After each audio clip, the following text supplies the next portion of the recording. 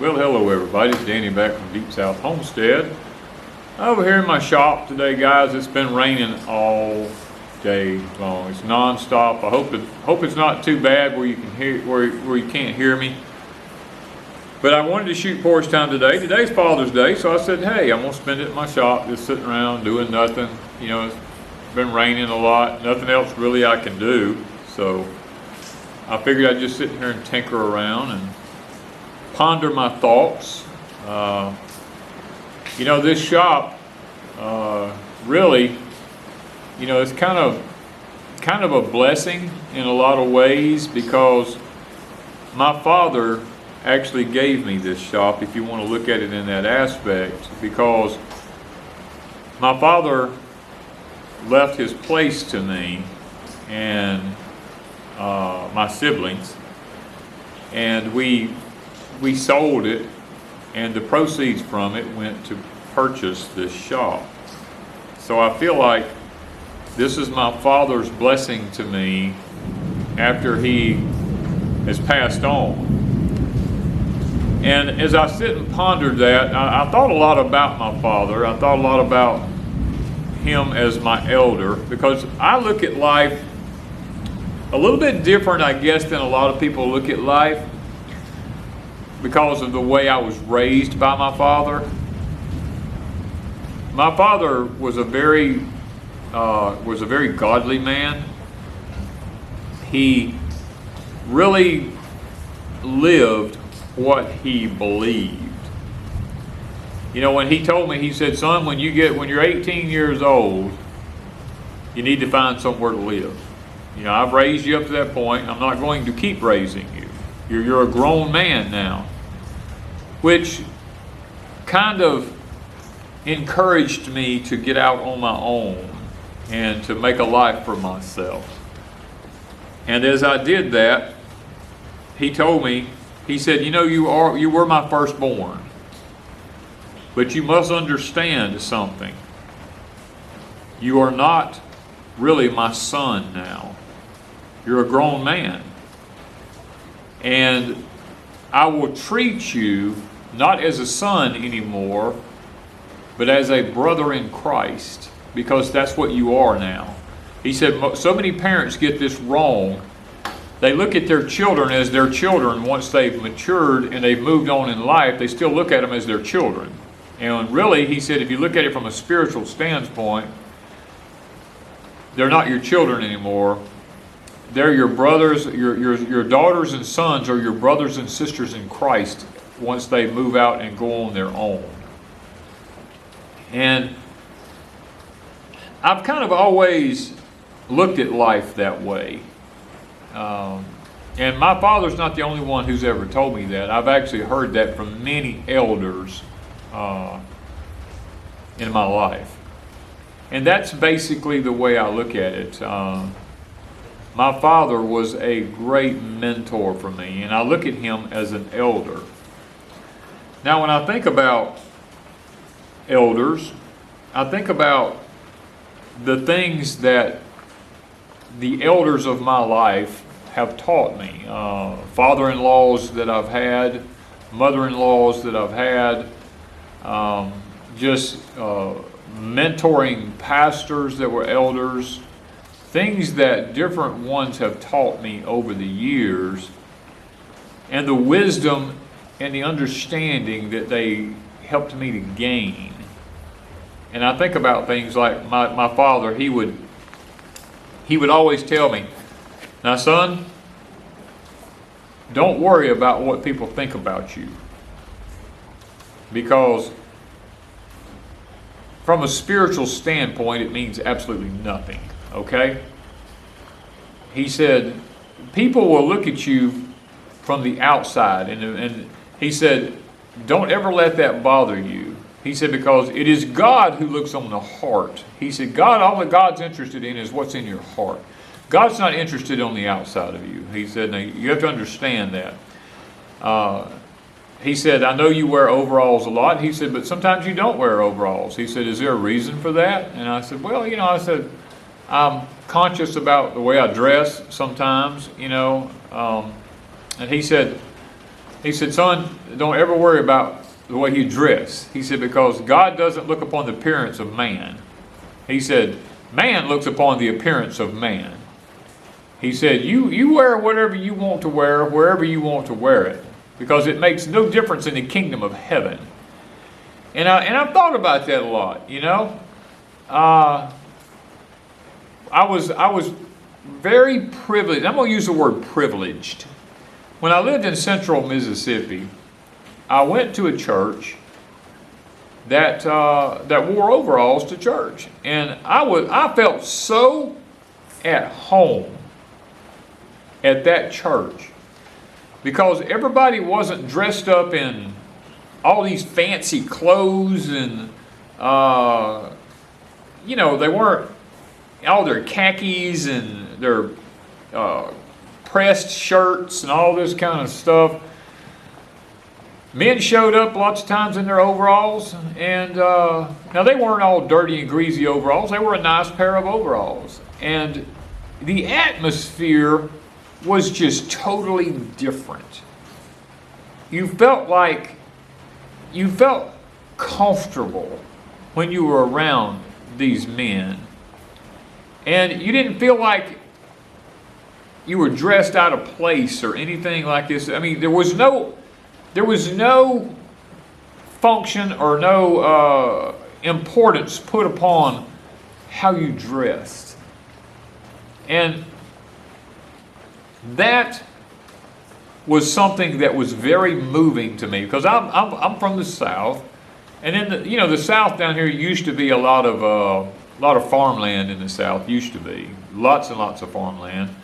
But over the years, from the time my father was a young kid up until I was a young kid, many of the farms went away, and everything become about tourism and, you know, breaking up the family land and selling it in neighborhoods and suburbs and cities and, you know, communities and stuff like this all began to grow up, and people lost touch with reality down here.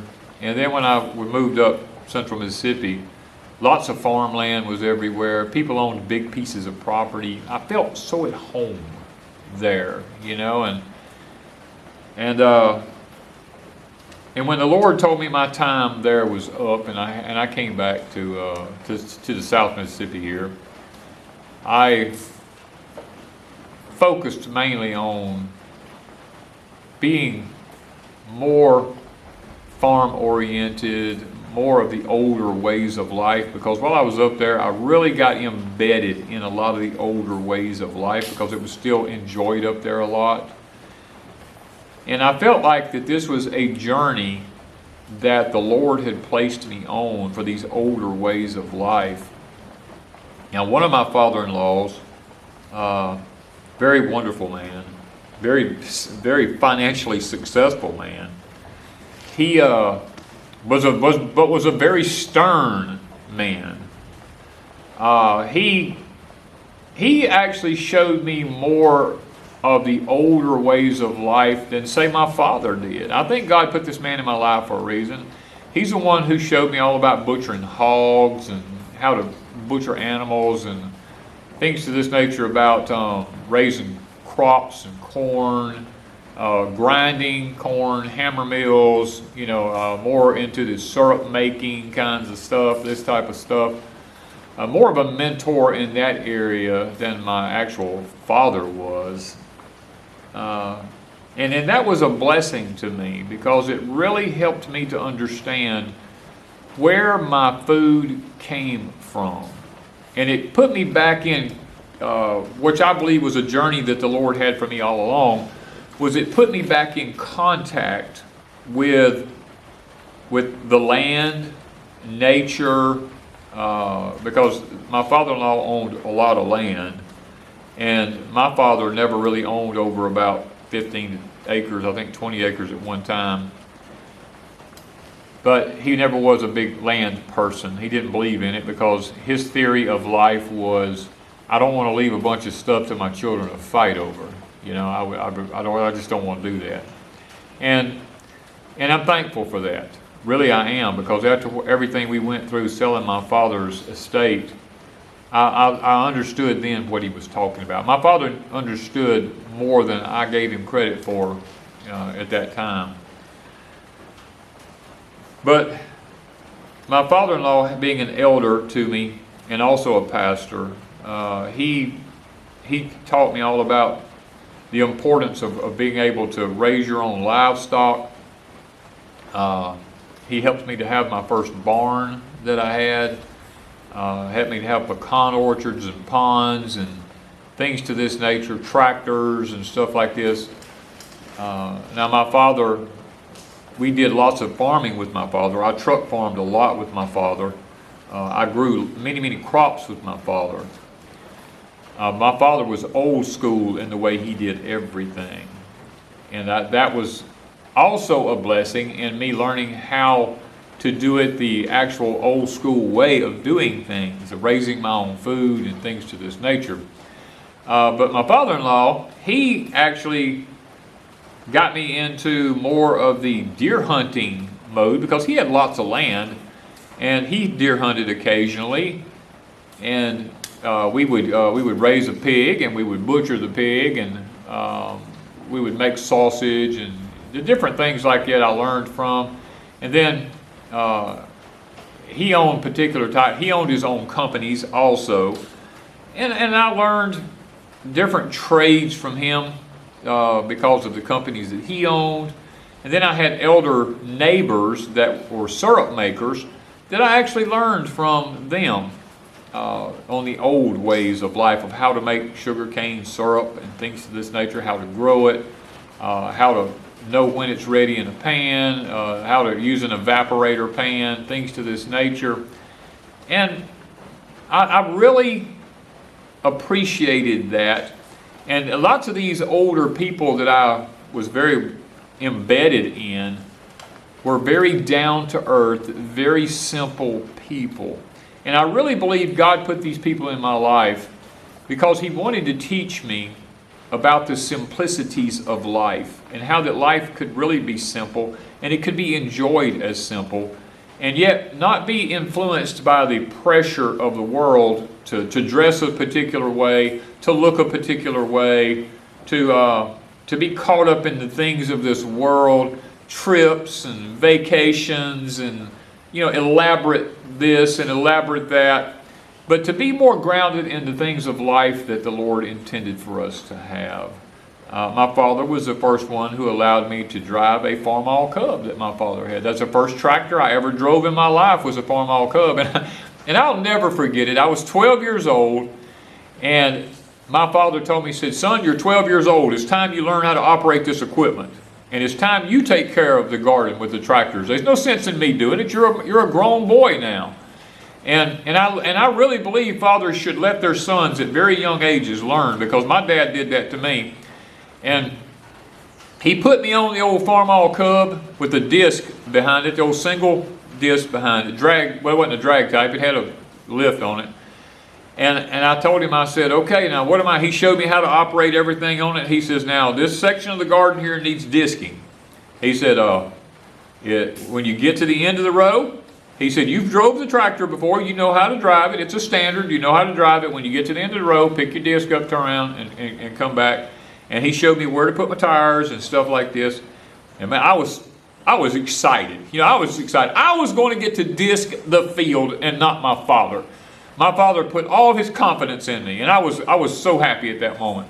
I got on that Farmall Cub, and man, he showed me how, and I took off down through there, and I went all the way to the other end of them long roads. My dad had long roads. I'm telling you, they were long roads. And I got to the other end, I turned that tractor around, and I came back, and he stopped me. And I was like, it kind of shocked me. He stopped me. He said, "Okay." He said, "Now you done really good, son." He said, "This time when you go," he said, "drop the disc down."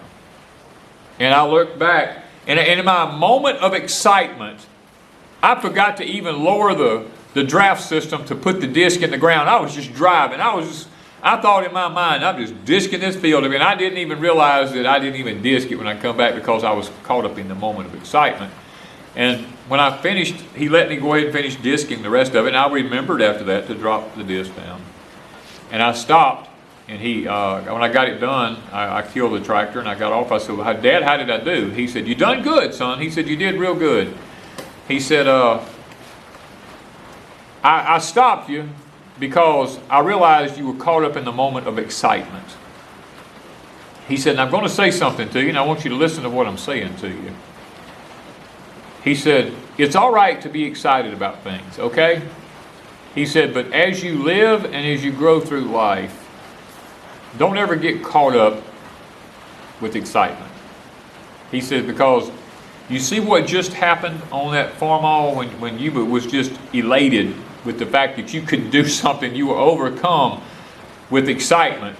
He said, you see, you didn't really do anything. He said, you were caught up in the moment. He said, as you age, try not to ever get too excited and caught up in the moment of anything. He said, because when you do, your focus is not on what you're doing. He said, you can actually get hurt, or lots of times, if it's other things in life, your eyes will be taken off of the Lord, and you will be thinking about what your main objective is and not what God's objective is for your life. He said, so just some food for thought, son. He said, now I'm not going to keep harping on you about this. He said, now from this point forward, I'm expecting you to be able to use this tractor. He said, now we will go over the different plows and cultivators, and I will allow you to, I will show you how to set it up. I will show you how to plow a row. And from that point on, I don't expect to have to get out here on this tractor again. He said, I expect you to be able to handle it from that. My father put a very lot of expectations on me as a young man. He said, you're my firstborn. He said, now I do expect probably more out of you than I do out of your brothers. He said, because you and I have spent a lot more time together. I've spent more time teaching you than I have them.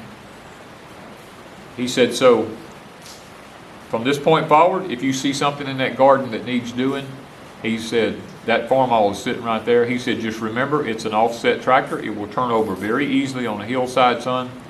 He said, you're 12 years old now. I expect you to be able to handle this. He said, I allow you to, I hunted with a shotgun at 12 years old, off in the woods, me and other guys by ourselves. We did not have adults with us. We were very firearm conscious. We were raised that way. I had my own pocket knife from the time I was probably 6 years old, I reckon. And my father showed me how to sharpen it. He always told me, he said, a dull knife will cut you quicker than a sharp knife will, son. And he, these are things that the words of a father, because today's Father's Day, and as I thought about these things, I want to reach out to some of you fathers who maybe are young fathers that are listening to me today. Don't not teach your sons and daughters things because you think they're too young. Actually, to be honest with you, the younger a child is, the quicker they retain what you teach them. And if you actually wait till they get to be 15, 16, 18 years old to try to begin to teach them something, they're more afraid at that time in life, and they will make more mistakes, or they will try to think that they have to please their father more because maybe you've been harder on them throughout their whole entire life. My dad and I, we did lots of things together. My dad taught me how to hunt, squirrel hunt. My dad did not deer hunt, he squirrel hunted. My dad took me squirrel hunting all the time when I was a small child, up until I was about 12, 13 years old. And he said, son, you're on your own from this time now. You don't need to be with me. You've advanced enough that you can do this very well by yourself. We fished a lot together. My dad was a brim fisherman. He was not really a bass fisherman. I later took on bass fishing for myself to learn it. My dad catfished and he brim fished. He liked to go on the creeks and fish, things to this nature. He used to like to wade up and down the creeks and fish in creeks. And he taught me all these skills, and at the time I thought it was fun when I was young. I thought this was just the greatest thing in the world. I thought this is so fun, to be able to do this. little did I know, my dad was actually teaching me skills that I would later use in life, and it would help with my survival skills. And my dad was one of these my dad was a workaholic, I'm not going to lie about it. He worked 5 days a week regardless, but my dad never ever allowed his work to interfere with his time with me. When Saturday came, and say a piece, my dad always owned his own businesses. My dad did not work for other people. He told me, he said, son, now this is another thing my father taught me at a young age. He told me, he said, son, I know you have dreams in life, and I know you want to be a mechanic, and I know you want to be this, you want to do that, you wanted to go into service, these different things. He said, I know these things. He said, but let me just give you some advice. He said, the man who works for someone else always lives from paycheck to paycheck, and he never really is free to do what he wants to do in life. He said, so I know, he said, it may be a little difficult to own your own business right off the bat, son. He said, but always look to be an entrepreneur. Always look to own your own business. He said, because when you own your own business, you're in control. You have control of your time. You can stop at any moment you want to, do what you want to do. He said, there's more freedom to serve the Lord when you own your own business. Of course, I went to college at a very young age. At the 10th grade, I went to college in the 10th grade. Not that I was super intelligent or anything like that. It's just that it worked out that way where I could. And then I went to college to be a mechanic. That was what I went to school for. Had my years of college of being a mechanic. And of course, when I got to be 18 years old, everybody had to sign up for the draft. And of course, the military came after me. And my dad sat down and had a long talk with me. My dad told me, he said, son, I wanted to be in the service really, really bad. I wanted to go into electronics. But a course of events with one of my father's eyes prevented that. And he told me, he said, son, he said, look, don't let them come get you. He said, go ahead and get you a recruiter and go ahead and sign up for what you want to be in the military. He said, go ahead and get you a career. If that's what you want to do, go ahead and get it started. And of course, that's what I did. I went to the Navy, went to Naval Recruiter, and went down that path. And, when everything was said and done with me, I did go to work for someone else to start out with. I worked for a Chevrolet company as a mechanic. And then when they had an opening in the body shop, I thought that was pretty interesting. I went to work in a body shop because my father told me, he said, son, don't always put all your eggs in one basket. Don't ever just be a mechanic. Be multiple things in life. So I was a body man for quite some time. I learned how to fix dents in cars and trucks and straighten frames, paint vehicles, put windshields in, stuff to that nature. And as the whole time I was doing all this, I thought a lot about what my father said. And I went to my father and I said, Dad, I know you own your own company. I said, but is it possible that I can work with you so that I can learn what it's like to be your own boss before I jump out into something on my own? And my father told me, he said, yeah. He said, but I'm going to tell you now. He said, when we go to work, you're not my son. Do you understand that? He said, you get no special privileges. He said, I will treat you just as I treat anybody else on the job. He said, so if you are expecting any kind of special treatment at this point, I'm going to go ahead and tell you, you just will walk away because I'm not going to do it. He said, it's not because I don't love you. He said, it's because I do love you. And I told him, I said, Dad, let's do it, you know. And I actually worked along beside my father with his company and him teaching me the ropes for 15 years. And at the end of 15 years, my father looked at me and he said, "Son, do you want this company? Because I'm fixing to get rid of it." And, you know, as I sat there, I said, "Dad, no, I don't want this company. I really don't. I'd rather go in another direction in my life. Now that I know the ropes of running a business and how to take care of things, I would rather start my own company and move forward." And guys, that's what I did in my life. I started my own companies and I moved forward. And I took the advice of my father. I took the advice of elders. And from that point forward, I have moved forward in my life.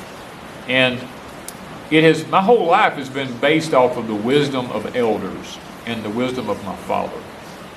And that's kind of the whole point of Porch Time today. I would love to see fathers spend more time with their children, teaching them how to live rather than how to make a living. Because once you teach a child how to live, making a living will be no problem. That's where most of us fail. We're so focused on our jobs that our jobs become a god to us, and we literally have no time for nothing else. We go, "Oh, it's Monday morning, I got to be at a certain place at such time, I got to punch a clock, I got to do this, I got to do that." And life is a hectic rat race for you, and you miss out on living. A guy asked me the other day, he said, "What do you do for a living?" I said, "I live for a living."